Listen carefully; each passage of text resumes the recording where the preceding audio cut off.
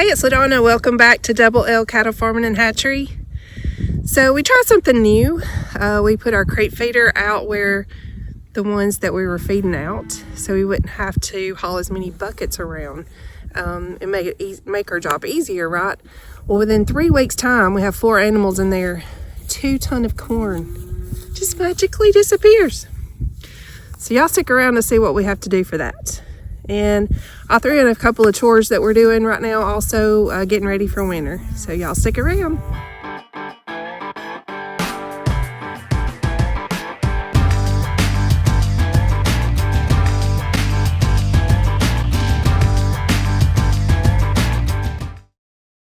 This is our mineral area that we keep the crate feeder and the creep gate. And we've got it surrounded by panels and barbed wire fence. So this is what gave me the idea for our next project. This is one of our beefers. Decided to call them beefers because we have some heifers this time. That didn't work out, but he's getting just about ready. It's a good boy. So we've had this creep feeder out here for our beefers, and we put 2 tons of cracked corn and molasses in it. And then every day we give them a portion of these 4-Max Fitter's Choice pellets for their protein. And all of a sudden, we get to noticing there's no feed in here, and it's been 3 weeks. There's only 4 animals in here, guys. There's no way 4 animals. I mean, you know, he's a big guy, but he's the biggest one. There's no way 4 animals can eat that much. We've been doing this for a few years now, so we kind of know about what they're going to eat. They average about a bucket a day apiece, which is between 25 and 30 pounds a day. And that was, I believe we figured it up, and that was 37.5 pounds per animal per day. And there's just no way. There's just no way these heifers are eating that much. So we discovered that deer have been helping us out with our corn. Not a big deer hunter or anything, but I guess there's going to be some fat deer around this place. But I had this idea since we'd never had any trouble out there, you know, way out in the pasture because we had it surrounded by panels and the creep gate and the cattle cart, and we were fixing to take those down, that you know, I don't think deer would want to come through all this. So we threw this up, you know, just as a trial and kind of a temporary solution. And it's been 3 weeks now since we got the second delivery of 2 ton, and there's still at least a fourth of this crate feeder left. So very excited that my idea worked. Sometimes they do and sometimes they don't. Maybe this will help you out in case you ever have this kind of problem. It very, very possibly would have worked, you know, just with the panels. The cattle carton was just kind of an extra deterrent, I guess you would say, to keep them out of it. Of course, it's empty. There's not anything in it. But, yeah, pretty excited about this. It's that time of the year again. We've got to take our cattle curtains down and protect them from the weather and the dust and everything. So I just take a big black garbage bag and just scoop it underneath the wicks until you got them all started. And then you just go up over one end and unhook it. And drop that side, and then you can pull it all the way up.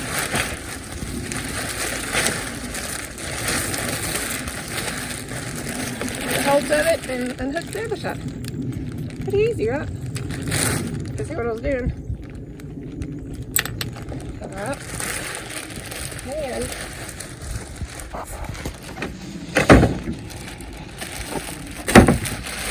we're just going to wad up what you got left and take it together.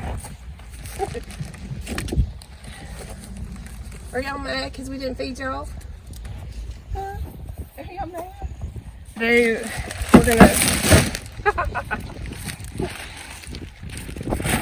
gonna put this in a dry place in the barn, and it'll keep the dust out of the wicks and help it last longer.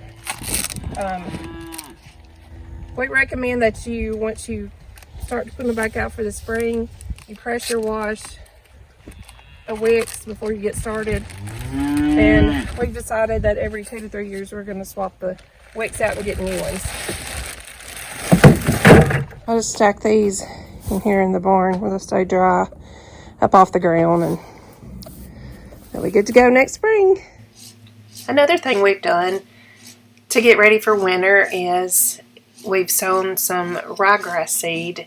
This particular area used to be the hayfield. The owners of the property let us graze it this year, which was a huge help. So the more grass you have to graze, the less hay you have to buy. So sowing this rye seed is going to, help us have grass earlier in the spring. So we went back after we spread the seed.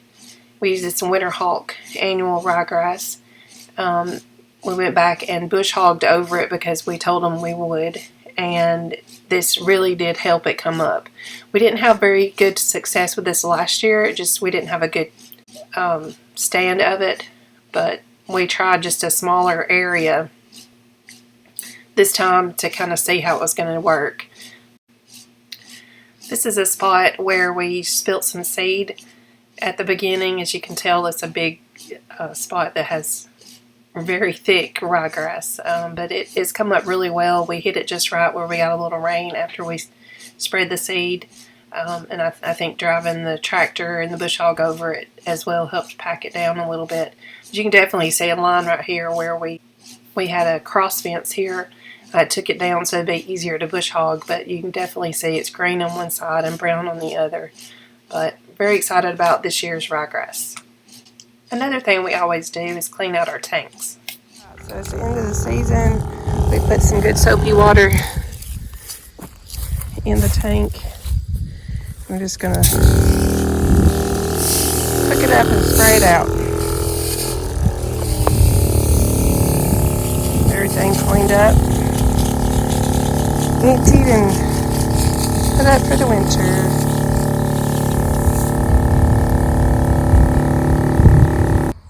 So we're going to do the same thing with this. We're just going to hook it up, clean out these tanks and these lines. Just put some good soapy water through those. So we took the plugs off of these two, got them propped up, ran some clean water through them, letting them drain out. All the other ones draining out. Taking good care of your equipment is key to being able to, maintain good equipment. If not, you're going to be buying it or working on it all the time. So just a few tricks that we do here, trying to keep our stuff in good shape and ready for spring. But thanks for watching today. Y'all please like, share, and subscribe. See y'all next time. How fresh is the steak? Will be any fresher or will we still be grazing?